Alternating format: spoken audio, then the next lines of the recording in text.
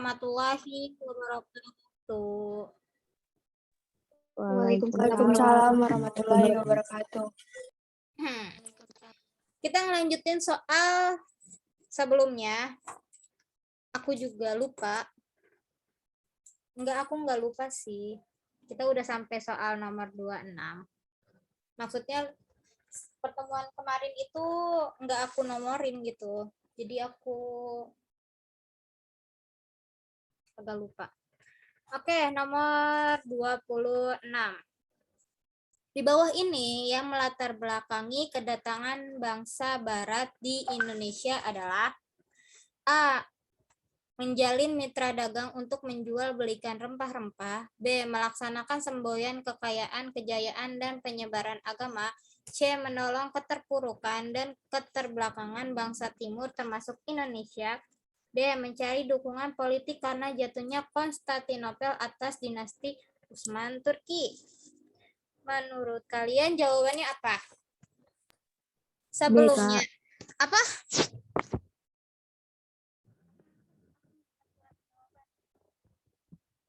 Apa jawabannya? Ngomong lagi dong. B, Kak. B. Iya, benar. Jawabannya B. Bentar. Ini udah aku record belum sih? Jawabannya B. Benar ya.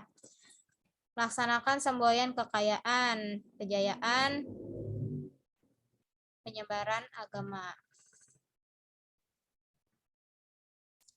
Soalnya di sini kan melatar belakangi kedatangan bangsa barat. Berarti bukan penjajahan ya, bukan penjajahan. Jadi kayak orang bangsa barat itu tuh seperti wisata gitu, wisatawan gitu. Kenapa B? Dia melaksanakan semboyan kekayaannya, dia mencari atau membuat kita untuk terpikat kepada kekayaan dia, terus kejayaan, dan dia menyebarkan agama seperti Hindu, Buddha. Lanjut. Dampak monopoli pedagang yang dilakukan oleh VOC terhadap kehidupan masyarakat Indonesia adalah A. Pendapatan rakyat meningkat disebabkan harga pembelian dari pedagang Belanda lebih tinggi. B. Pedagang asal pribumi lebih leluasa menentukan harga. Ini enggak. C. Rakyat menjadi menderita disebabkan kebebasan pedagangnya dikekang VOC. D. Rakyat lebih sejahtera akibat perjanjian-perjanjian yang telah disepakati antara raja dan VOC. Oke. Jangan dijawab dulu ya. Tapi kalau ada yang mau jawab, jawab aja di chat. Dampak monopoli. Semua dampak itu mempunyai dua sisi, yaitu sisi negatif sama sisi positif. Nah, sisi positifnya apa? Banyak orang-orang Belanda yang berdagang kepada pribumi. Terus jadi pasar pribumi ramai. Itu positifnya. Cuman dampak positifnya ini lebih sedikit daripada dampak negatif. Bahkan bisa dibilang memang didominasi dengan dampak negatif.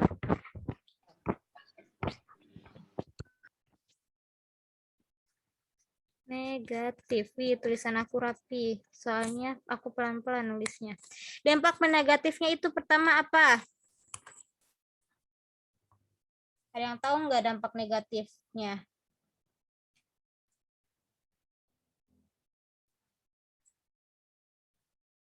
Iko pada diam. Rakyat Indonesia itu harus menjual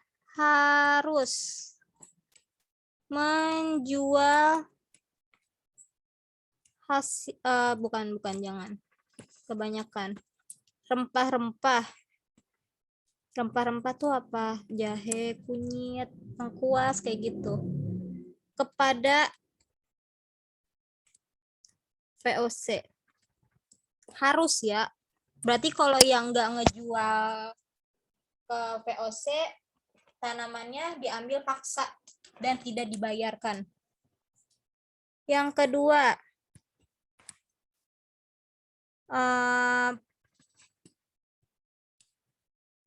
adanya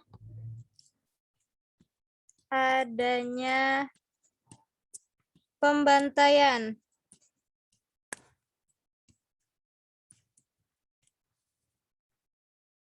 Massal. Siapa aja yang nggak mau ngasih akan dibantai pada zamannya. Yang ketiga, ada pendapatan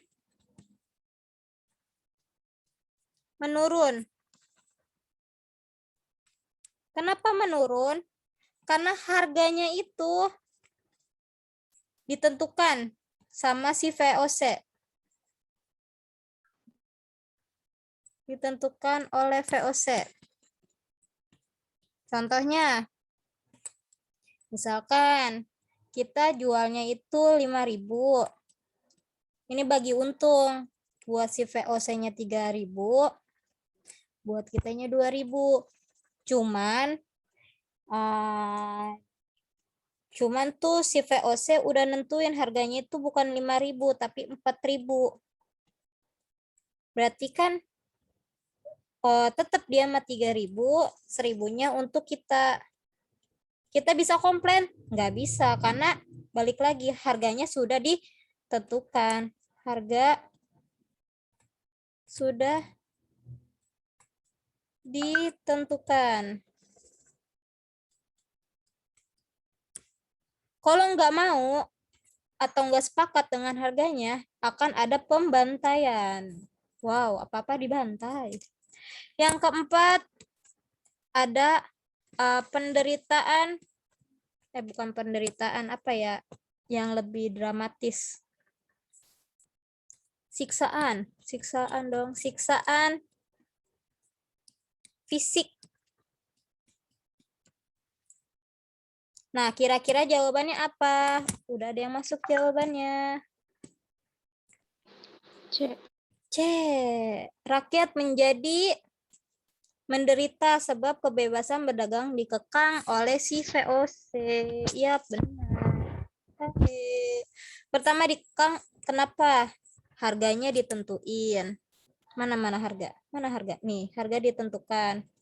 Yang kedua, kalau nggak mau atau kita komplain, kitanya dibantai. Nggak mau ngasih atau menjual rempah-rempah kepada VOC, dibantai. Udah dibantai, dapat juga siksaan fisik. Wah, kejam sekali ya VOC.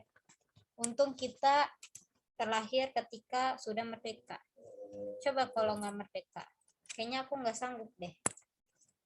Aku diomelin aja nangis. Lanjut. Kebijakan sistem tanam paksa membuat angka kematian rakyat Indonesia sangat tinggi. Contohnya di Grogol, Jawa Tengah, 9 dari 10 penduduk mengalami, kok gini sih, 9 sampai 10 penduduknya meninggal. Tingginya angka kematian di Grogol lebih besar disebabkan oleh faktor. Nah, apa namanya? Untuk pada era tanam paksa itu tuh apa ya?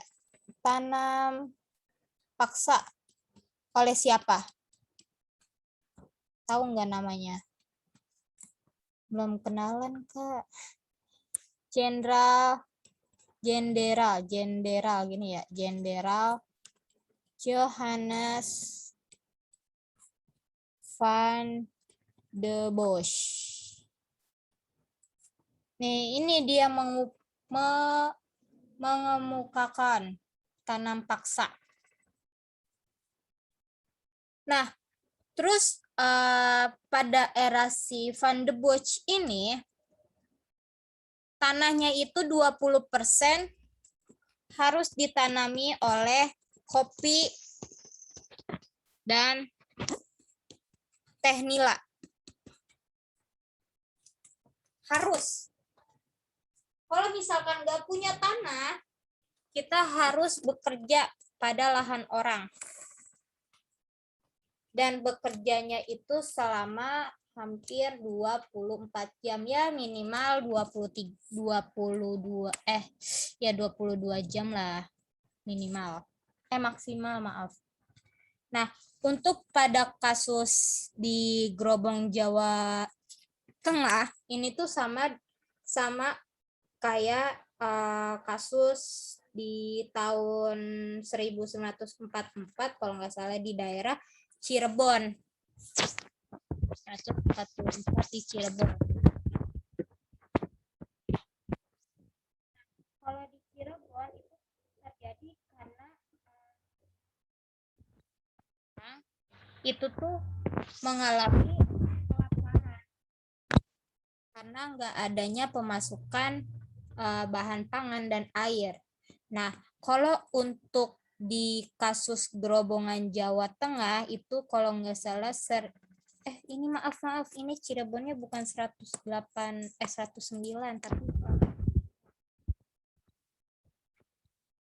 nah kalau si Grobong 108 4 46 apa 48 ya? 49 apa? 49 kalau nggak salah. Nanti aku searching lagi deh. 1849 itu mengalami 9 dari 10 penduduk meninggal karena terjadinya mana ya? Aku nulis di mana ya? Terjadinya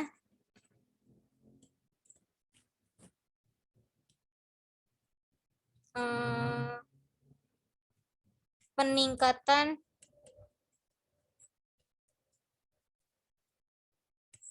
harga pangan. Oke, dari sini penjelasan aku berarti jawabannya apa?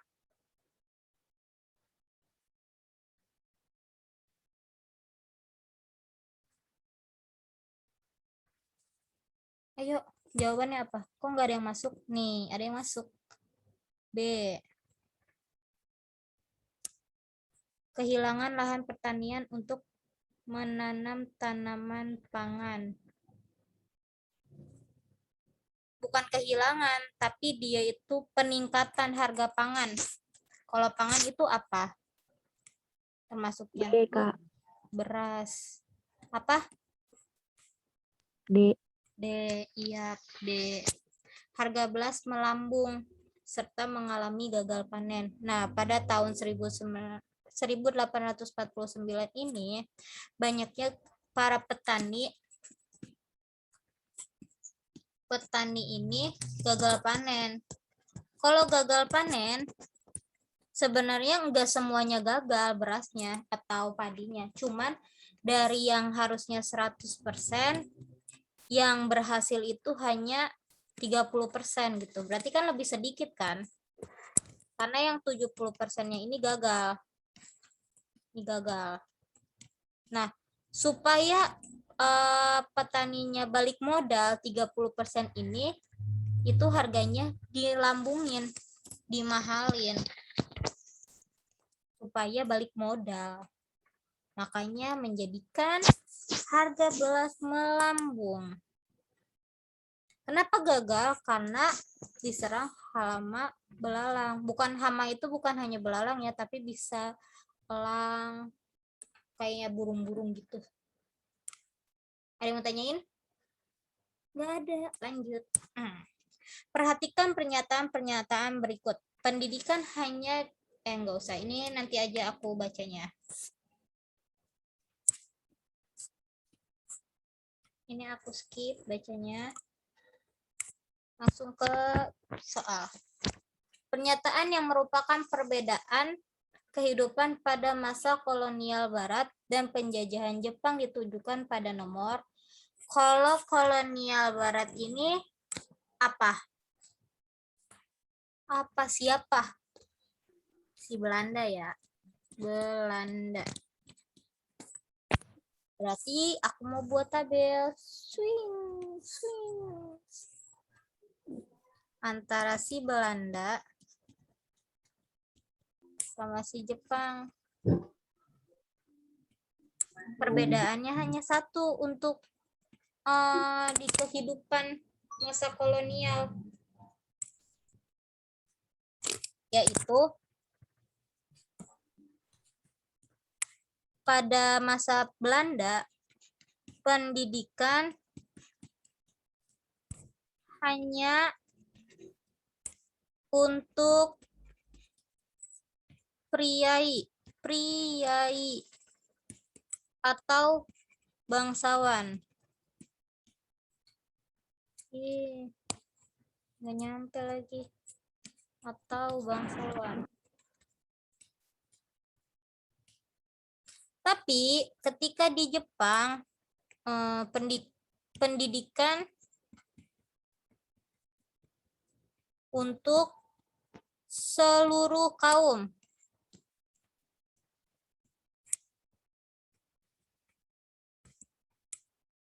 Tiga tahun menengah. 3 tahun menengah awal, menengah tinggi, 3 tahun menengah lanjutan. Nah, kalau untuk zaman sekarang seperti SD, SMP, SMA. Cuman bedanya kita SD itu 6, SMP kita 3, SMA-nya 3. Kira-kira jawabannya apa? A. A. 1 dan 2. Aku mau tanya, di Indonesia itu minimal pendidikan itu berapa tahun? 7. Apa? 7. Minimal pendidikan.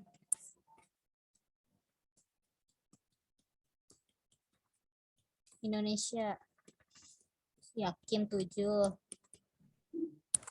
Kalau 7 mah berarti cukup sampai SMP kelas 1. 9. 12. 9.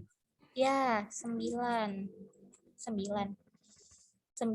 SMP dong, lulus SMP. Tadi ada yang masuk. 12. Iya, 12. 12 tahun. 15 tahun. Iya, 12 tahun. SD, SMP, SMA. Berarti kalau misal sebenarnya ini tuh udah cukup ya sampai SMA kita. Tapi kalau ada yang mau lanjut ke kuliah atau S1 berarti nambah 4 tahun. Jadi 16 tahun. Paling cepat kuliah itu 3,5 tahun. Nah, dan untuk karena minimal pendidikan di Indonesia itu 12 tahun, maka para pekerja juga diminimalkan untuk 12 tahun pendidikan. Kalau misalkan Kak yang dikurang 12 tahun nggak bisa kerja dong? Enggak juga, bisa kerja.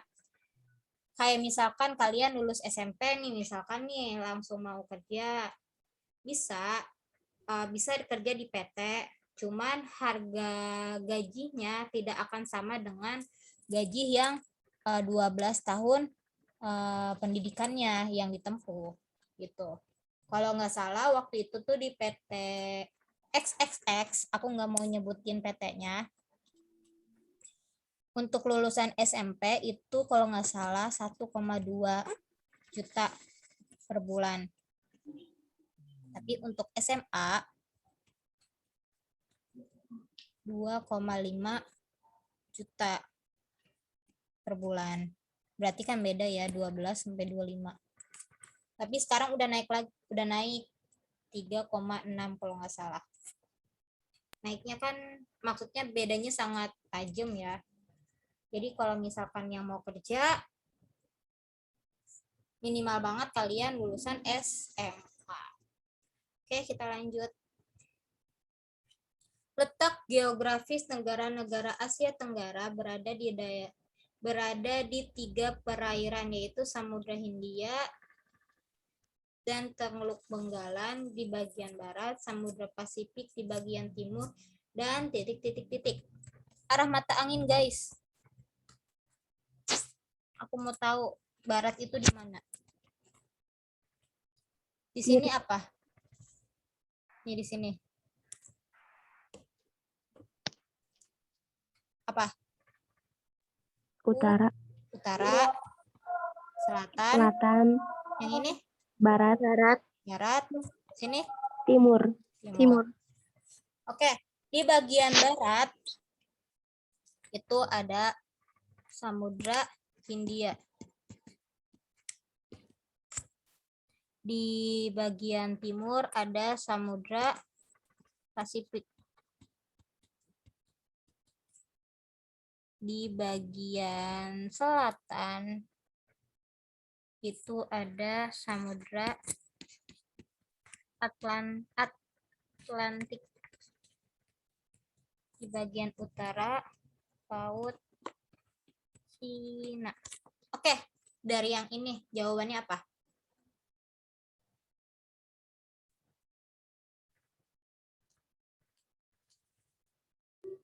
B. Apa? B.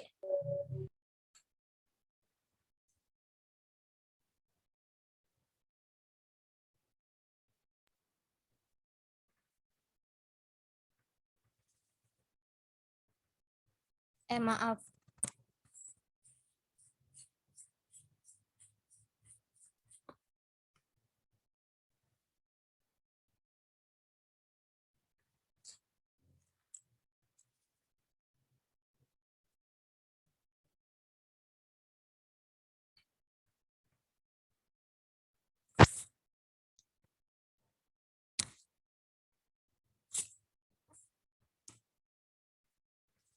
Jawabannya apa?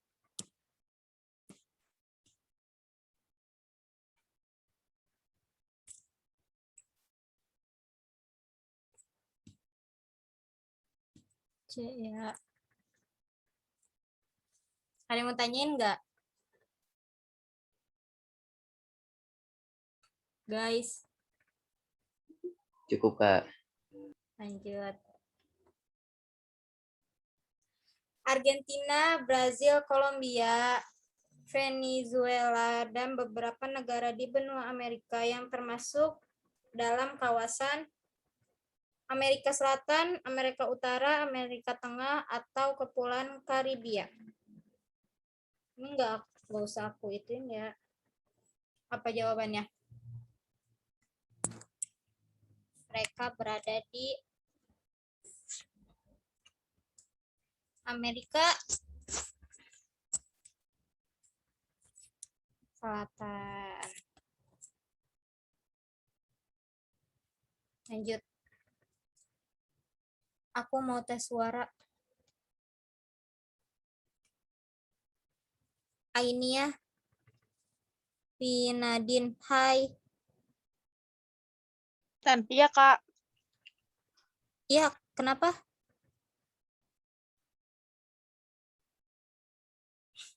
Ainia.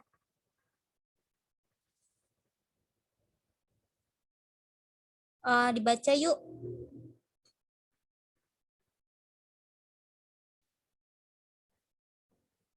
Soal nomor 32.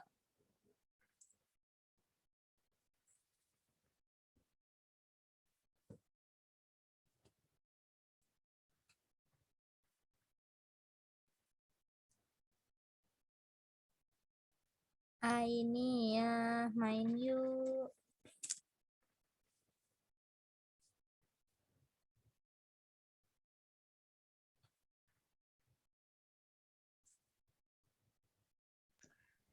Maaf, Kak, tadi saya habis makan. Oh iya, nggak apa-apa. It's okay, it's okay. Jujur amat. Memahami bentang alam negara Jepang yang sebagian besar atau 70-80% terdiri atas pegunungan dan sekitar 30% adalah, ini apa yang nggak kelihatan? Daratan di sepanjang pantai. Maka aktivitas penduduknya lebih banyak berpusat di Di mana? Gampang nih, langsung jawab aja ini ya. Dataran tinggi. Iya, benar, daratan tinggi. Kenapa? Kan dia di sini 70-80% kan di atas pegunungan. Gak mungkin kan kita aktivitasnya di atas gunung. Ya kan? Berarti kita itu aktivitasnya di atas daratan tinggi. Terus kalau misalkan yang 30% ini adalah di sepanjang pantai. Berarti kalau pantai itu adalah dataran rendah. Iya, daratan rendah. Oke, lanjut. Andreas, hai.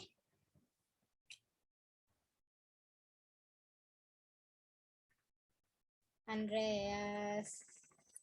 Main ayo. Iya Kak. Baca yuk. Baca yang mana? Yang ini. ini. Iya. Globalisasi di bidang transportasi terlihat pada semakin berkembangnya alat transportasi modern dan cepat. Dengan pertimbangan kelangsungan alat transportasi lokal dan efisiensi bahan bakar, upaya yang dapat dilakukan dalam menghadapi globalisasi di bidang transportasi adalah A. Menggunakan alat transportasi modern untuk meraih status sosial yang lebih tinggi.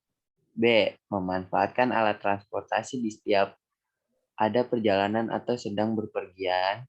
C. Menggunakan alat transportasi lokal kemanapun akan berpergian agar tidak boros. D. Menggunakan alat transportasi lokal pada waktu tertentu supaya budaya lokal tetap lestari. Oke, thank you Andreas.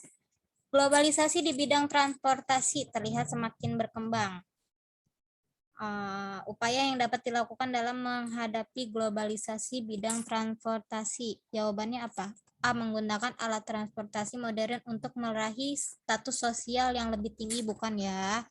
Kita itu menggunakan alat transportasi bukan untuk status sosial, tapi untuk memanfaatkan fasilitas yang diberikan oleh pemerintah. Ada jawaban yang masuk? Deh, jawabannya Kak. Coba. Menggunakan alat transportasi lokal pada waktu tertentu supaya budaya lokal tetap lestari. Coba ya, aku keep dulu yang D. Yang B, memanfaatkan alat transportasi di setiap ada perjalanan atau sedang berpergian. Ini oke loh.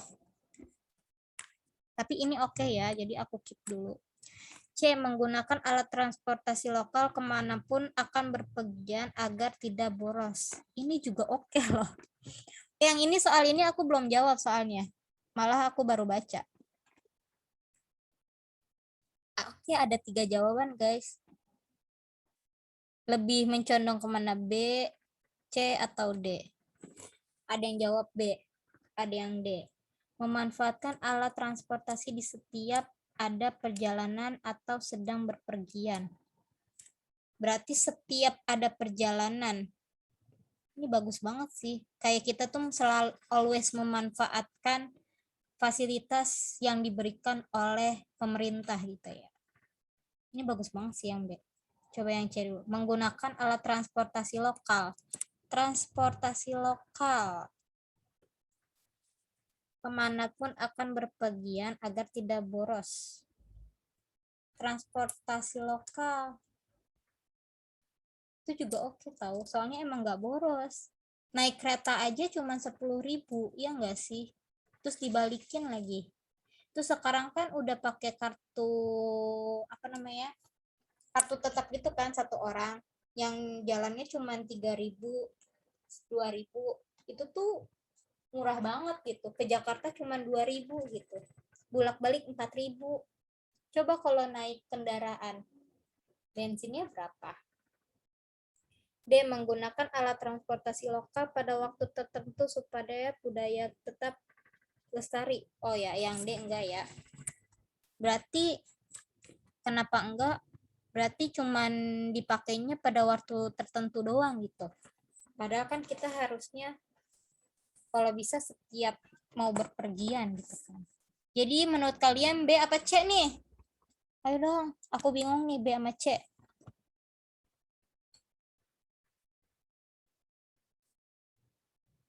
Enggak boros, oke. Itu memanfaatkan perjalanan always tuh oke juga. Oke, sudah aku tentukan. Jawabannya adalah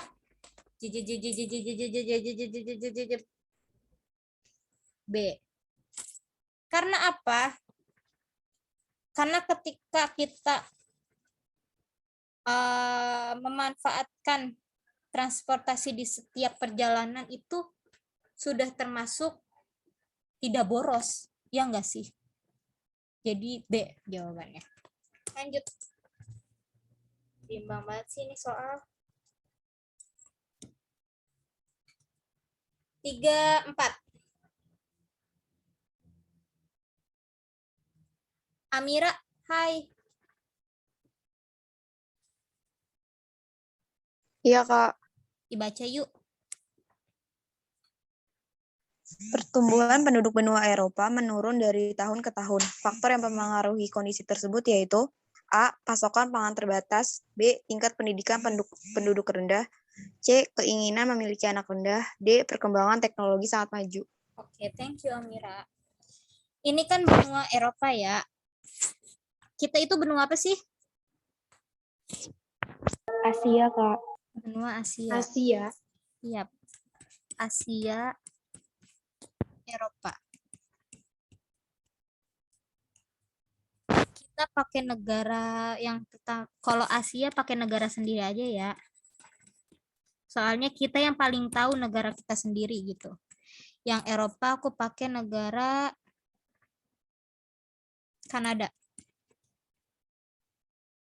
Kanada aja deh, Kanada. Nah, di Indonesia aku mau tanya, ada nggak orang tuanya yang ngomong, kamu abis lulus SMA nikah aja? Ada yang pernah nggak Pernah, Kak. dengar kayak gitu? Pernah ya. Soalnya ketika aku SMA aja lulus gitu, emang orang tua aku nggak ngomong gitu sih, cuman bibi aku ngomong kayak gitu, udahlah lulus SMA langsung nikah aja gitu. Nah, memang pada kenyataannya di Indonesia itu umur 20 sampai 21 tahun itu sudah dikatakan siap menikah.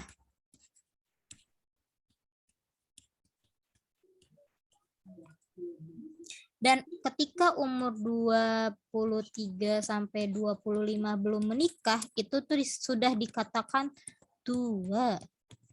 Wow, tua dong. Tua. Kalau di Kanada beda. Di Kanada 20 sampai 21 20 sampai 21 tahun itu masih dikatakan sebagai remaja. Karena memang umur-umur segini itu kayak mencari tempat pekerjaan, ya enggak sih? Yang nyaman gitu. Atau beranjak dewasa lah ya. Beranjak dewasa. Terus umur 23 sampai 25 tahun ini baru dikatakan dengan siap menikah.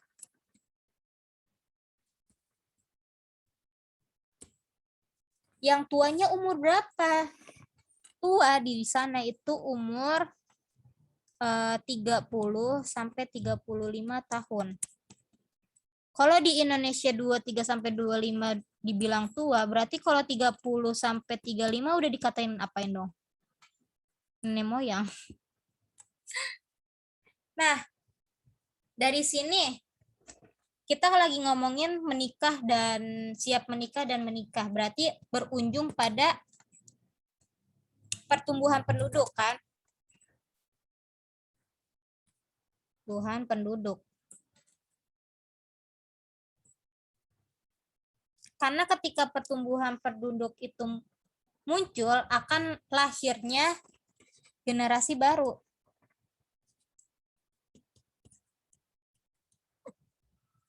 kenapa di Eropa itu pertumbuhan penduduknya itu semakin tahun semakin menurun?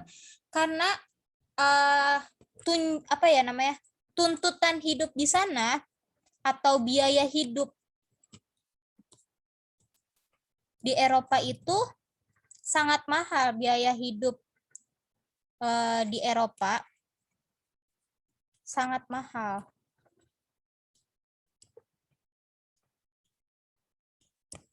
Berarti menjadikan mereka nggak berpikir menikah, tapi berpikir untuk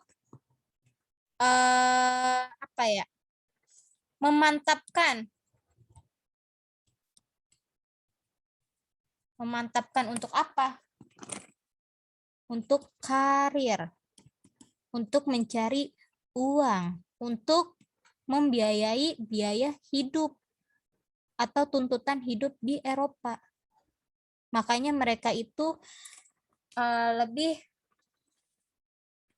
mementingkan karir daripada menikah atau memiliki hubungan yang akan menghasilkan pertumbuhan penduduk atau generasi baru. Berarti dari penjelasan aku kira-kira jawabannya apa? Pasokan pangan. Iya. C. Keinginan memiliki anak rendah. Soalnya mereka mikir apa? Kita aja susah, apalagi nanti punya anak. Nanti uang dari mana? Gitu. Jadi lebih baik memadatkan daripada memiliki anak gitu. Oke, lanjut. Aku mau dengar suara siapa ya? Anissa, hai.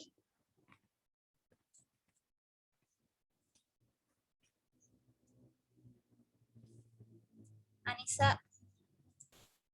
Oh. Iya. Kira Anissa pergi. Anissa dibaca yuk. Anissa apa kabar? Baik, Kak. Baik. Mahen baik juga. Baik. Yuk dibaca yuk. Pertumbuhan penduduk di benua Afrika cukup tinggi. Di kawasan sub-Sahara, wilayah Afrika Utara rata-rata perempuan mempunyai 5 anak. Secara geopolitik, kawasan ini kurang stabil. Kondisi tersebut berimbas terhadap ketersediaan pangan dan air. Permasalahan yang muncul berdasarkan fenomena tersebut adalah A. Angka kematian anak menurun. B. Munculnya budaya yang sangat tertutup. C. Arus migrasi masuk ke Afrika tinggi. D. Rawan bencana kelaparan dan wabah penyakit. Oke, thank you Anissa Mahen. Sama, Kak. Apa ya? Tuh kan aku jadi ngeblank. Pertumbuhan penduduk di benua Afrika. Satu perempuan, satu ibu ya. Satu ibu memiliki 5 anak. 5 anak ini butuh makan nggak? Butuh makan, tempat tinggal, ya nggak? Ya kan? Sedangkan di kawasan itu tuh disebutnya kurang stabil. Kurang stabil itu disebutnya apa? Kalau kurang stabil.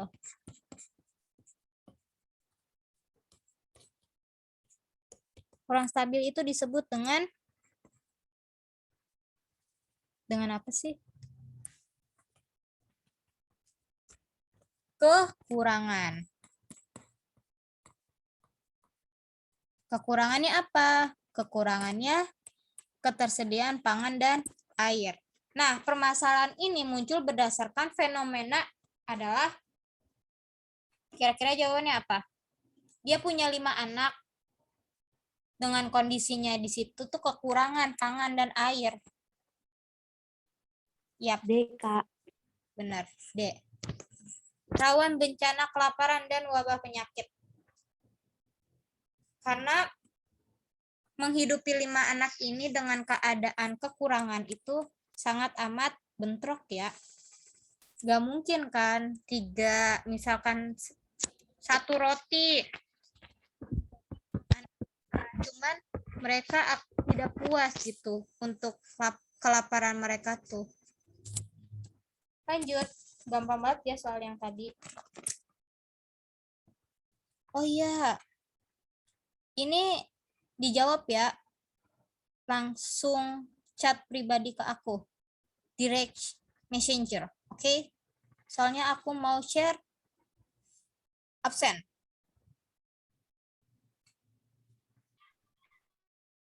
Ya Allah, dari tadi. It's okay. Bencana. Kehilangan nasionalisme dengan meniru aktivitas kebarat-baratan atau disebut dengan westernisasi merupakan salah satu dampak globalisasi. Sikap masyarakat terhadap perilaku westernisasi sebaiknya A. Menutup diri dari kebudayaan barat. Oke, ada jawaban yang masuk. Jawabannya C. Memupuk sikap nasionalisme serta meminimalisasi dampak negatif westernisasi. Jawabannya benar. C. Kalau sikap menutup diri, enggak. Kita enggak boleh terlalu menutup diri ya untuk kebudayaan barat. Karena masih ada faktor positif dari westernisasi. Contohnya kita dapat mengikuti perkembangan zaman. Kayak nggak mungkin kan kalian sekarang megang HP Android 4G gitu kan. Terus kamu ditanyain kalau misalkan kalian nggak tahu 4G, pasti nanya 4G itu apa, Android itu apa, handphone tuh apa. Jadi kita nggak boleh ketinggalan zaman dari negara-negara lain. Yang B juga membiarkan masyarakat bergaya hidup kebarat-baratan juga enggak. Soalnya kalau kita terus-terusan bergaya hidup yang kebarat-baratan, ketahuan kebarat-baratan itu mahal ya. Tas Gucci aja mahal, branded gitu. Bisa berapa juta kalau misalkan kalian gaya hidup kalian kebarat-baratan gitu. Yang tempe tahu aja murah gitu. Kenapa kamu harus beli McD gitu? Yang jelas-jelas harganya lebih mahal dan kenyang juga enggak gitu kan. Yang D membuka ruang seluas-luasnya pada kebudayaan-budayaan barat untuk menjadi sebagian dari modernisasi. Boleh membuka ruang seluas-luasnya. Cuman kalau kita menjadi bagian dari modernisasi itu enggak ya. Jawabannya C. Dari yang ini jawabannya adalah C juga. Tadi enggak sempat ke-record.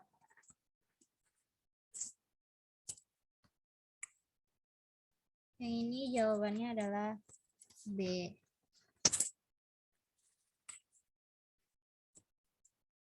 Mana lagi? Oke, di sini ada yang mau tanyain nggak, guys? Aku kasih waktu untuk itu ya, apa namanya? Untuk absen. Silahkan. Lu nyimak. Aku tunggu dibuka. Oke, aku foto ya. Aku tutup ya. Oke, aku tutup. Wassalamualaikum warahmatullahi wabarakatuh. Waalaikumsalam warahmatullahi wabarakatuh. Terima kasih, Kak. Makasih ya. Ya.